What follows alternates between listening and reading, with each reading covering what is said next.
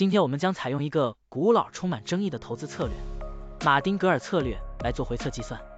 股票市场中，马丁格尔策略就是在股价下跌时增加投资，以较低的平均成本获得更多的股份，然后在股价上涨并达到盈利目标时，一次性卖出获利了结。如此周而复始，持续跟踪股价操作。现在，我们就设定一些参数，让 Stocktiny AI 帮我们生成程序，对海底捞6862HK 进行回测计算。设定参数如下：最大买入次数7次，最大加仓比例 1.5 倍，每次买入股价下跌的比例 10%， 获利卖出的上涨幅度 5%， 运行时间从2023年1月1日到2024年5月2日，交易手续费设定为 0.10%。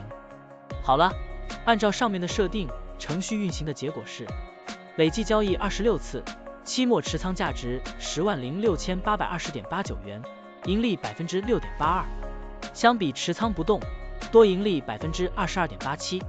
可以看到橙色的持仓价值曲线比股价曲线更平缓。我们换一组参数再尝试一下：最大买入次数5次，最大加仓比例 1.5 倍，每次买入股价下跌的比例 8%， 获利卖出的上涨幅度 3%， 这样就可以得到新的回测结果。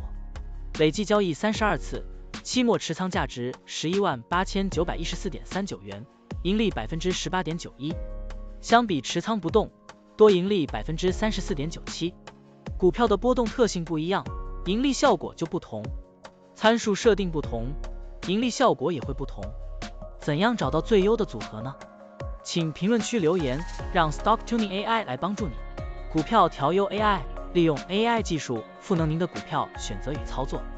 本站内容不构成对任何人的投资建议，您应当基于自己的独立判断做出决策。